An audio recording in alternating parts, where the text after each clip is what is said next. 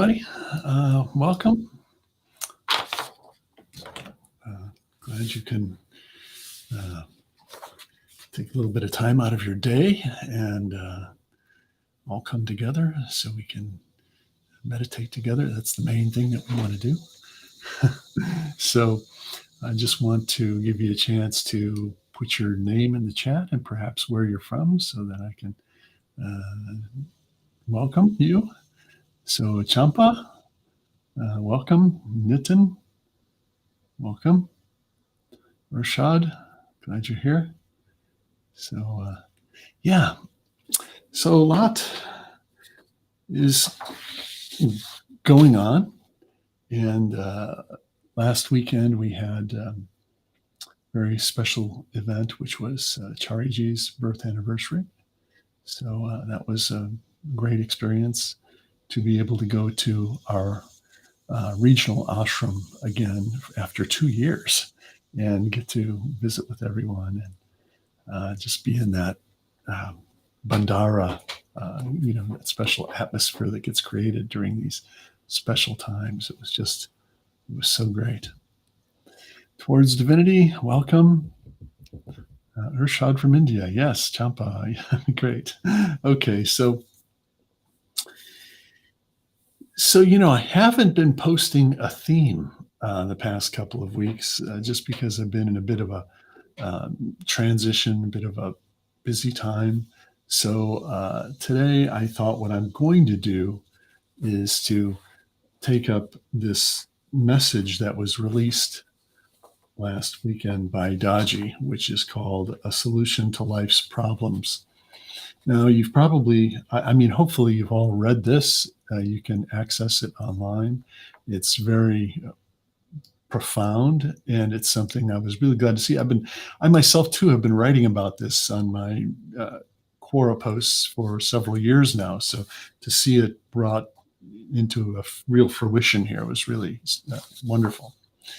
So I'm going to get into this in just a minute, but it'll be a much abbreviated version. I'm going to really focus on the end part, which is the real purpose of our spiritual journey, because there's a lot of confusion about that.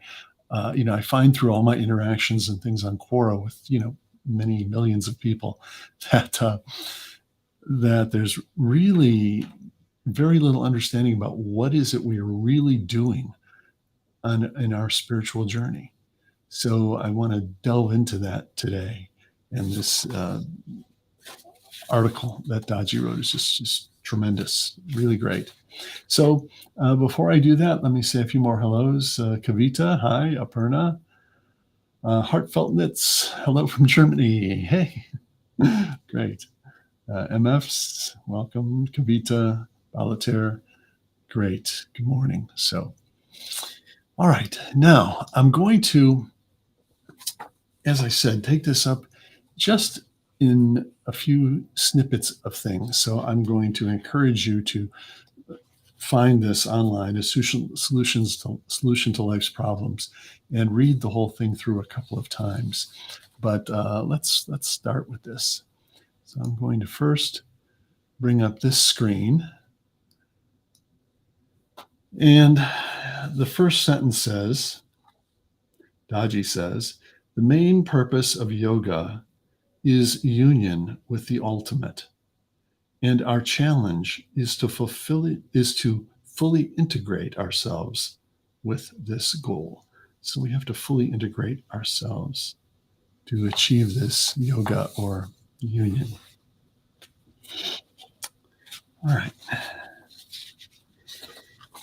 So he talks in this talk about integration, and also disintegration. So let me read this. The more we are involved in our own inner complexity or disintegration, the less we can integrate with our real goal. Sahaj Marg offers a solution to this problem.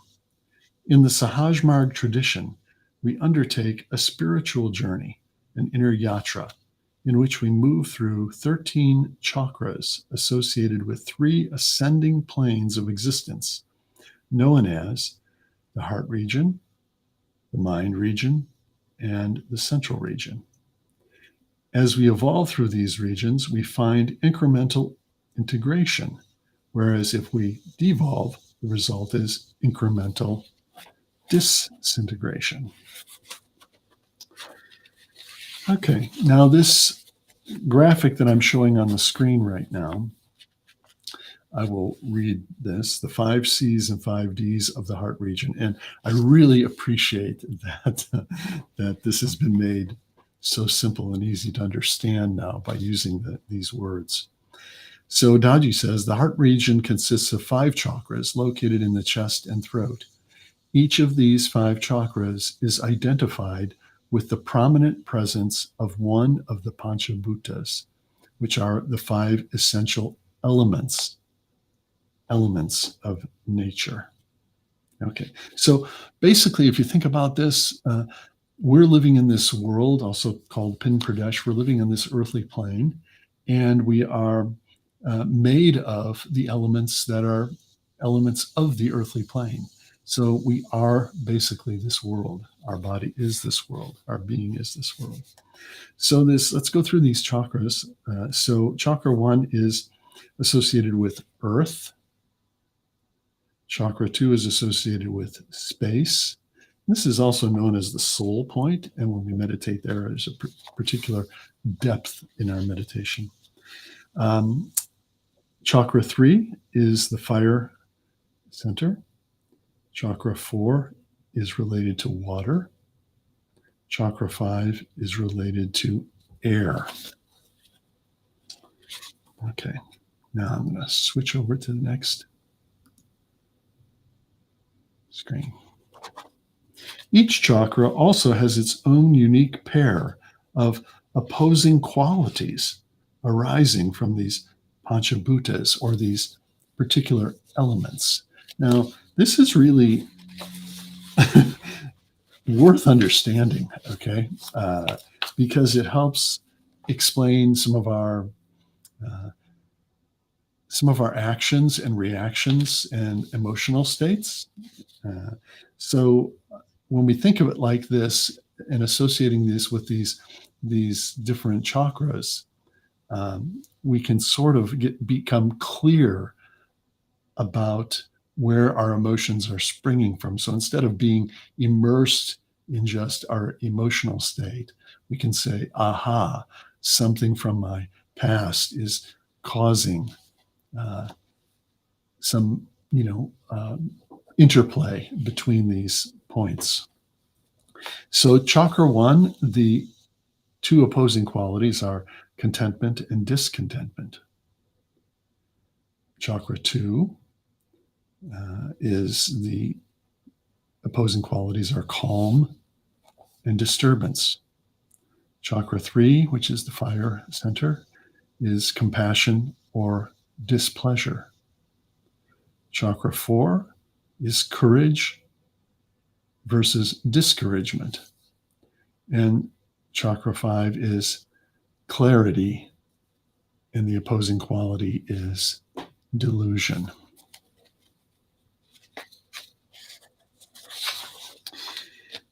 All right, so I want to continue to read on, and I think I'll leave this up on the screen for this next segment.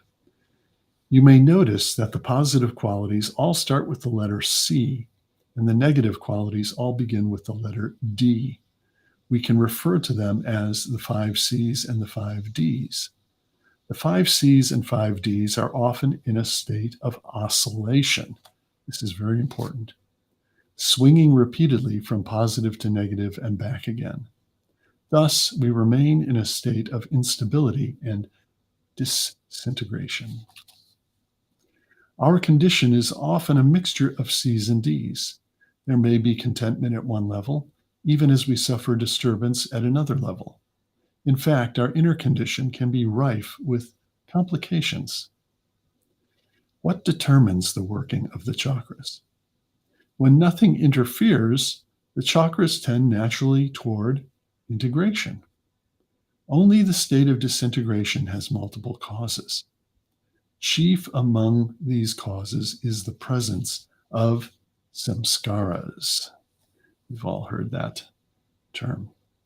Samskaras are impressions of past events that linger in the depths of our consciousness. Samskaras are impressions of past events that linger in the depths of our consciousness.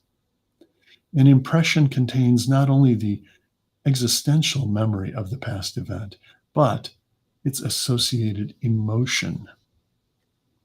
When something in the present moment resembles a past event imprinted in us as a samskara, that samskara releases the associated emotion that was present when the samskara was originally formed. This occurs at a subliminal level, whether we consciously remember the past event or not. We superimpose past emotions onto present situations, and the past emotions bias our thinking and cause us to misinterpret the present moment. Fundamentally, samskaras instigate us to like or dislike things happening in the present based on things that we have liked or disliked in the past. Okay, so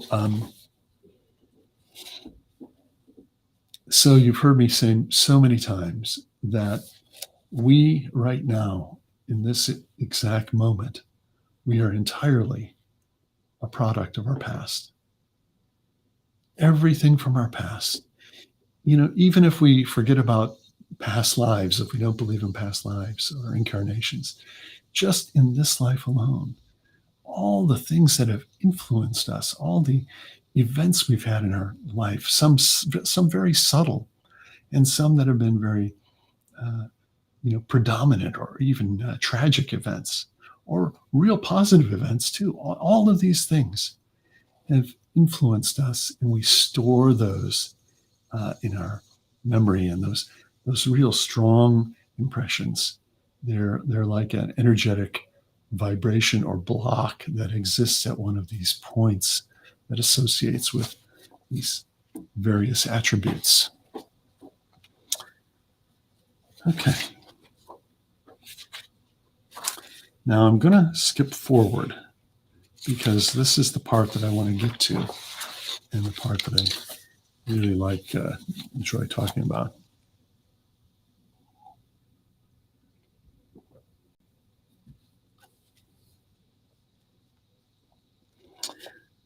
So basically, we're conditioned by our past. And we're conditioned by our past in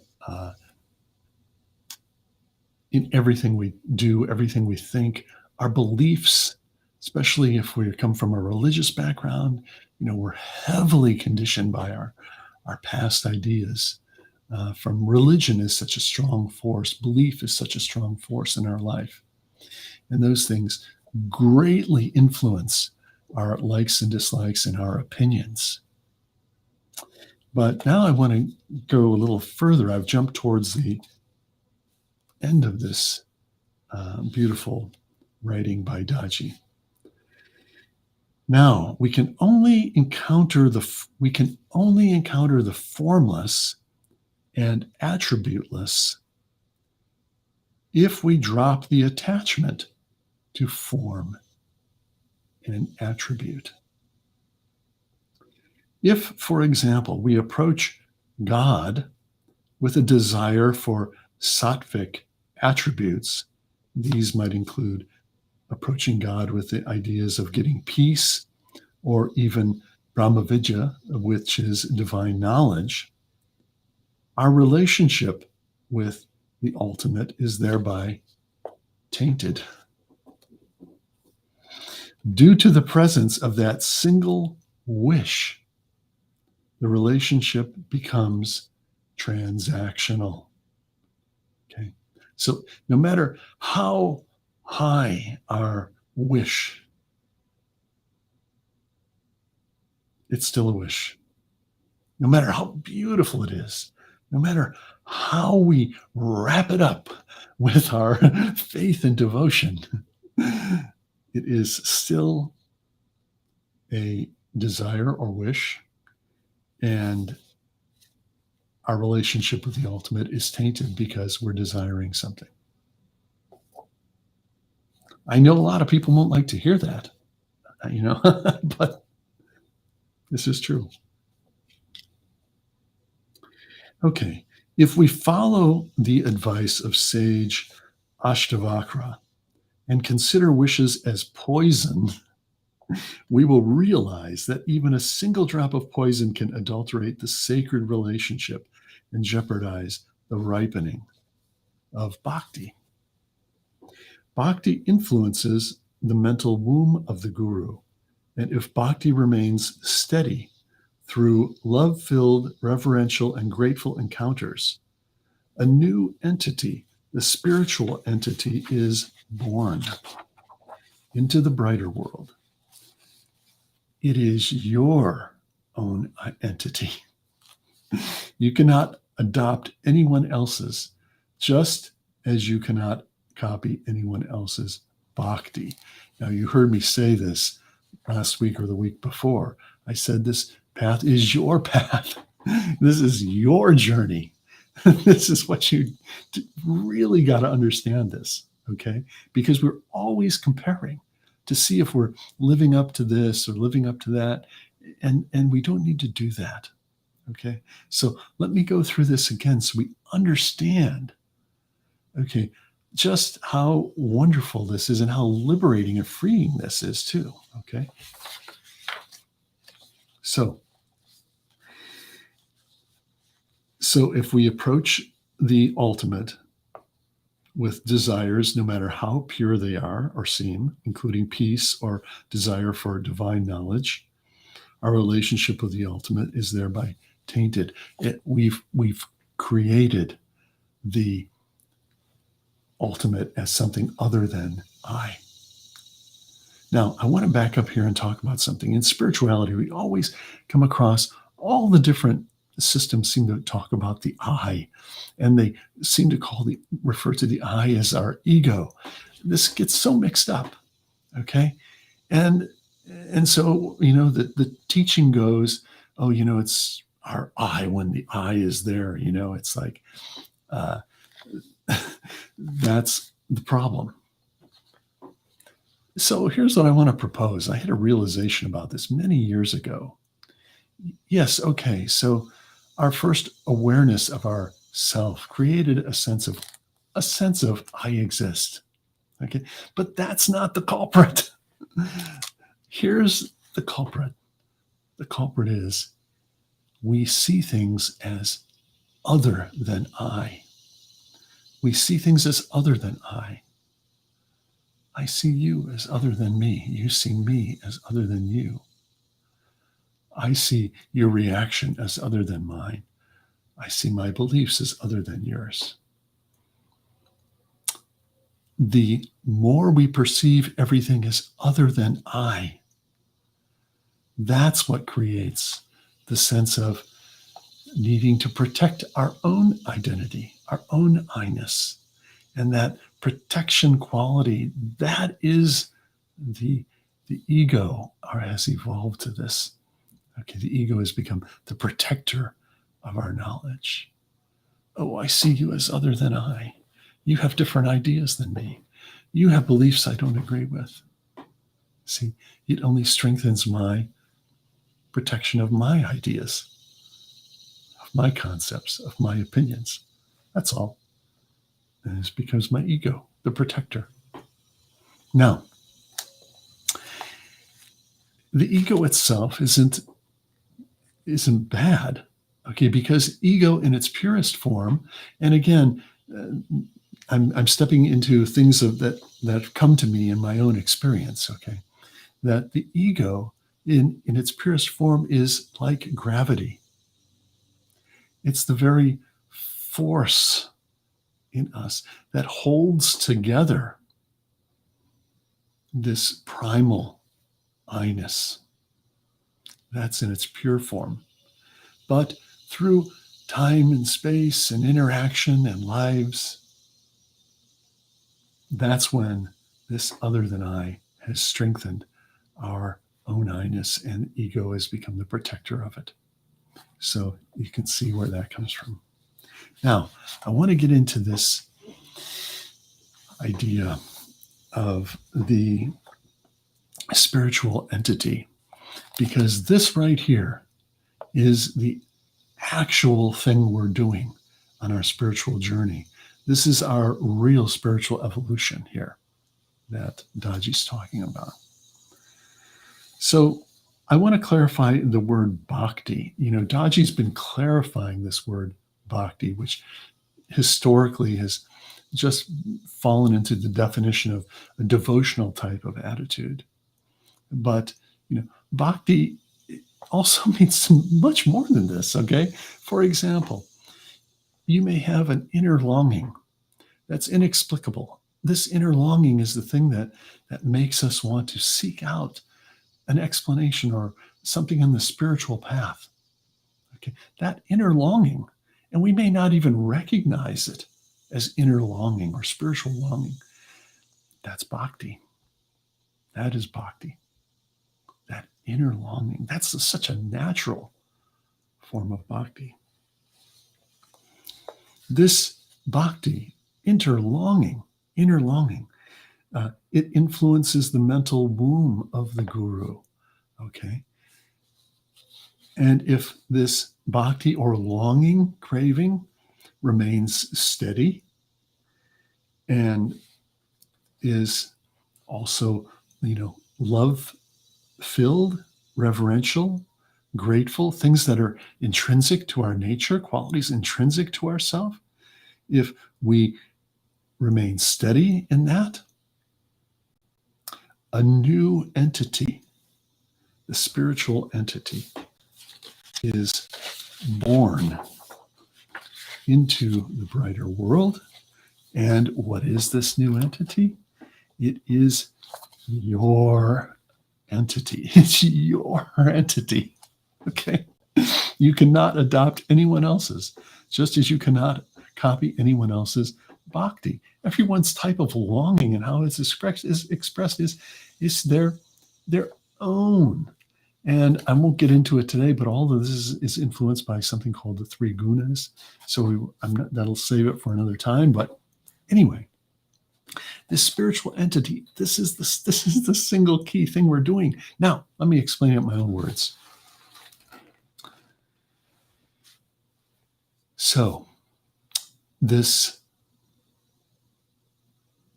subtle body within us, this energetic body behind this body, our soul body, this subtle body, which is the sort of expression / container of consciousness, mind, intellect, ego. This is where all the samskaras get accumulated and lodged at these different points. Now, all of this is happening within our subtle body. So it's very important to do the cleaning so that we are cleaning each of these chakras, because when we do that, they're no longer oscillating. They're no longer oscillating between these two opposing attributes. Then they become stable, and we need to have that stability at each of these points in order to achieve this yoga, this union, this stability in our subtle body. Now, here's my understanding and my experience as well. This subtle body, when it becomes purified, this becomes our vehicle for further evolution. So the subtle body becomes born into what is we call this brighter world. Let's just call it a higher dimension. Okay. So now it's an amazing thing. This is like, you can think of this like the chrysalis in the cocoon, that totally dissolves from being as a caterpillar. It totally dissolves inside this cocoon. It creates a cocoon in which it dissolves and totally integrates in this primal ooze and reforms itself It reintegrates itself and creates a new body for itself that is no longer a body that's limited to crawling on the earth plane. This new body that this is created out of the cocoon comes out and has wings and can fly in an entirely different dimension, the air. Isn't it fantastic? So you can use this example to understand what's happening with our subtle body. We're going within. We're enwrapping ourselves within this cocoon when we meditate. We're dissolving these points by letting them reintegrate. And this in itself is purifying this subtle body of ours, which then becomes transmuted, or one way of saying it, into a higher vehicle where we are brought out into this higher dimension and able to exist and flourish in a higher dimension after we leave this physical plane and even before. So, this is the real spiritual journey that we're on. Okay? Enlightenment, awakening, all this stuff, these are ideas of the past. What the masters here are bringing forward is something that's profoundly evolutionary. Okay, a real understanding of where we're going and what we have to do to get there and how empowered we are to do it and why it's so important to use these tools of cleaning and meditation. Once we can understand this, why we have to do it, then we're more likely to say, oh, wow, yes, I'm creating the future me. I'm designing, as this show is called, the new you, right? Isn't it great?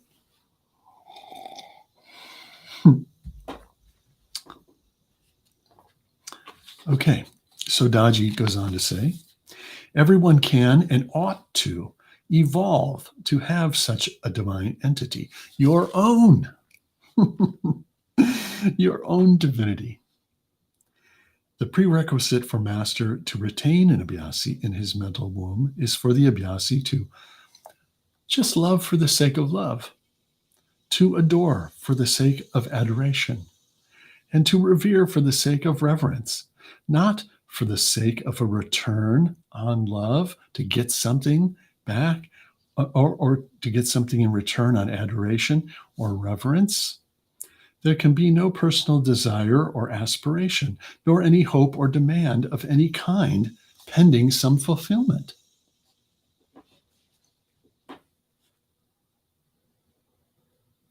So this is speaking to not applying these towards the physical form of the guide. Okay, and we can, and there's nothing wrong with that at the elementary level. But Daji's taking us much further now. He's saying that these qualities are, in fact, the very forces within us, these light and subtle forces within us that can free and liberate us so that we can carry forward into our more subtle existence. And he goes on to explain this further. A bhakta, or someone who has such inner longing, leads a life of saranagati, which is a state of carefree surrender, carefree, in which they choose to remain happily vulnerable. Okay, see what I say about the ego? The ego is the protector of our knowledge, the protector of our information, the protector of ourself, our I. But here we see the Daji saying this, in which the bhakta chooses to remain happily vulnerable. We're not in protection mode. We're vulnerable. And being in this vulnerable state doesn't mean that, we're vulnerable to attack. It in itself is our protection. So in Saranagati, love is present, but the idea of love is absent. Reverence is present, but the idea that I revere is absent. Gratitude is present, but the idea that I am grateful has dissolved. Even the idea of Saranagati is absent, or that carefree state. It's also absent, since the brutal ego is perfectly subdued. For the tree to be born, the seed must disappear. For the spiritual entity to be born, the I must disappear. Then we can approach the state of Babaji Maharaj, subtle, not imposing anything on anyone, but things simply happening around him. And, having seen Babaji in person a couple of times, this is this is so true. He was just radiating divinity in such a beautiful, simple way. So to conclude, I'm going to jump to the bottom. As Lalaji has written, God has hidden himself inside your hearts and exposed you. Hide yourselves and expose God. This is the real sadhana. This is the real practice. So, with love and respect, Kamlesh. So, wow. Understanding this is very, very useful for us because, I think when we just talk about the practice, people aren't really taking it up. And I think the reason is they don't really understand. Okay, it's meditation. That's nice. I can meditate at the yoga center. I can meditate. It's meditation. Meditation's everywhere now. Yoga's everywhere, right? So it's not that big of a deal anymore. And so we can't just come at it saying, oh, heartfulness meditation, everybody says, well, no, that's I do mindfulness, or I do this one, or I do that one. So here we have, I think, an opportunity to bring our understanding up to another level. And by doing so, we have now a context. We have a context for which to talk about why this method is unique, why this transmission is unique. Now, this is not for a conversation to be taken into the workplace, for example. Okay, that's different than we talk about meditation with the aspect of we can get rid of some anxiety and calm down and be a little more stress-free. Okay, but this is a deeper level. This is for the millions and millions of people out there who are really spiritual seekers. This is the conversation for them. This is what they will be so anxious to know and learn and understand.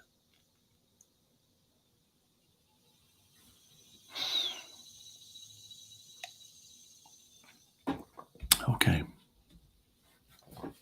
So with that, we're going to meditate together, and we're going to work towards purifying our subtle body and developing our spiritual entity. And this is what we really are going to do. So we'll take that up in a minute. Let me just say, check in with some people who have joined in. Asusi, welcome. Nitin. Nalini, welcome. Karen, hi Karen. Kirtida, Subu, welcome. Madan Mohan, welcome. Angie, hi Angie. You're going to email me today. Okay, great. Yeah, email me anytime. Neelam, welcome. And Prem. So look, a lot of people get in touch with me. a lot of people actually get in touch with me. And so you're welcome to get in touch with me. I respond to everybody. And if you would like to email me, you can email me at brianjonesconnect@gmail.com. That's how to reach me. So I'm pretty easy to get a hold of. So let's meditate together.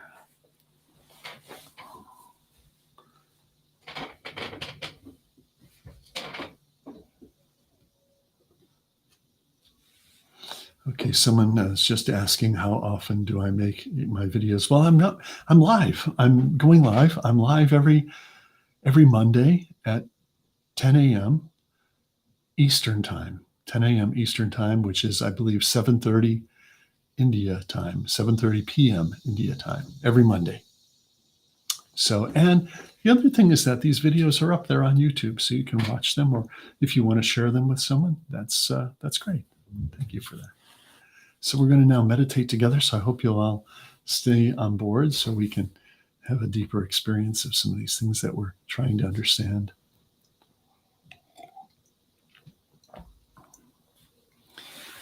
Okay, let's close our eyes.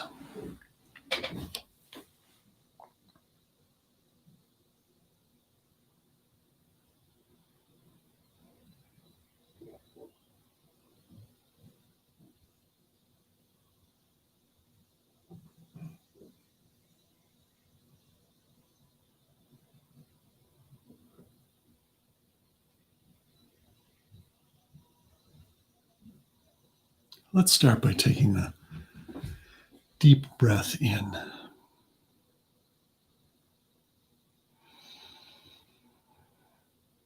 And let it go. Feel your body is relaxing.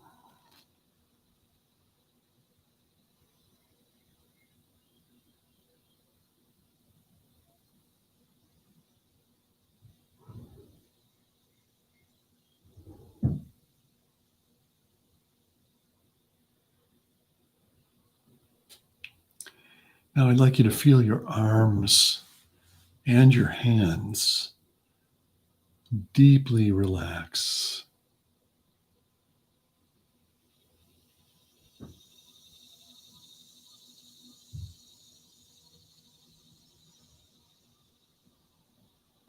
Let your shoulders relax and drop down.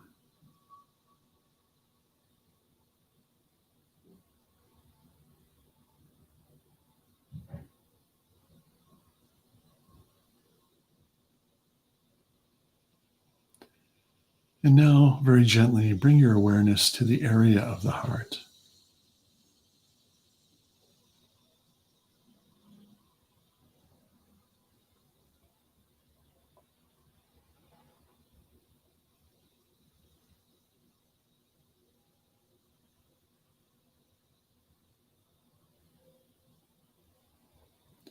Feel your heart is softening.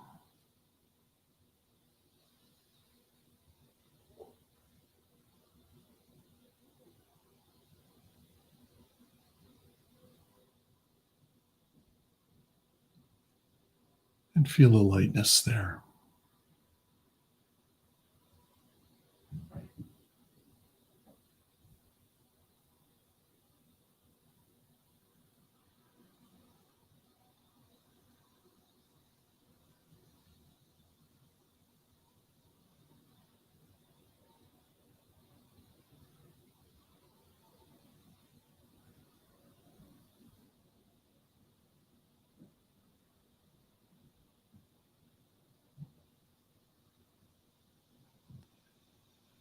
Now let's rest on the source of light, of our love, our wisdom, that's already present deep in our heart.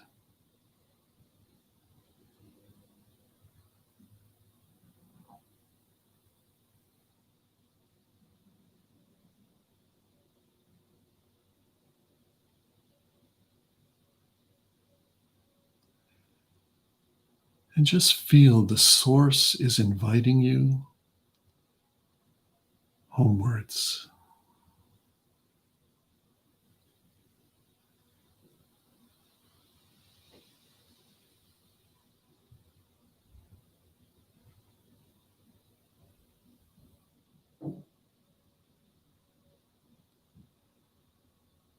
Let's stay with this thought.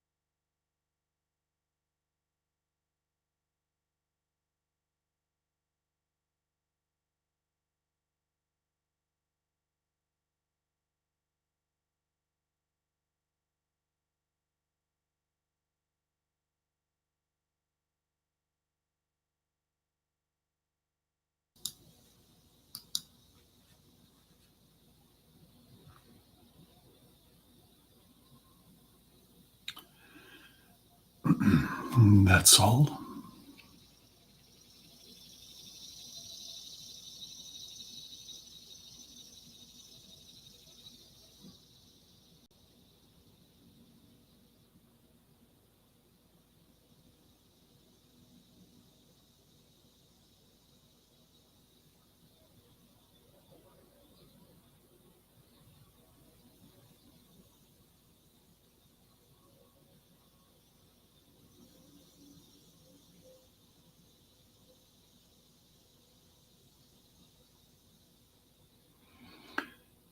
So just witness this peaceful feeling.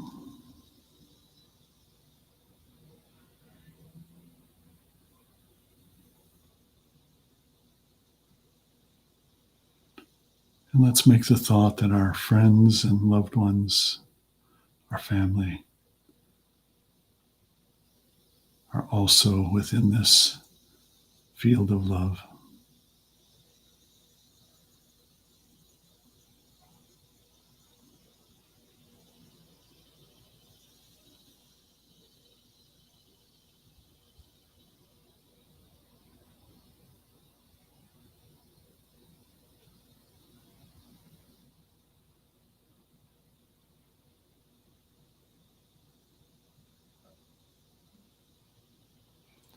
And now let's include the entire world in our field.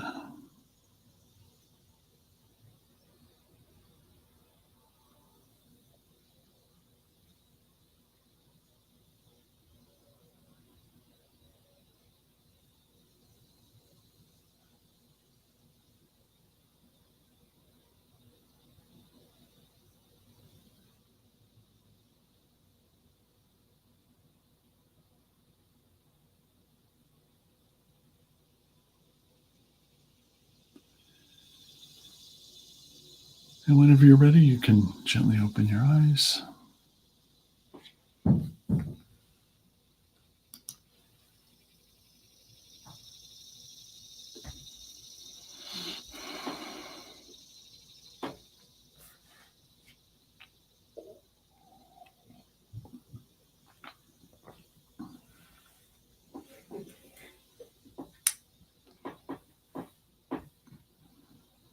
Okay. So thank you very much for making the time to come together. Biswajit, Gaurishankar, Neelam, Kosha. Okay, everybody. Prem, thank you all. It's good to be with you and know you're all there. I hope you found today was very interesting, and I really encourage you to look online for this a solution to life's problems, which was Daji's message from last weekend from Chariji's birth anniversary. And you can look it up and read the whole thing. Read the whole thing a couple of times and go through it. All right, Heartful Knits, Malini, Kosha, Nitin, everybody, stay with the heart. Love to all. And I look forward to seeing you again next week.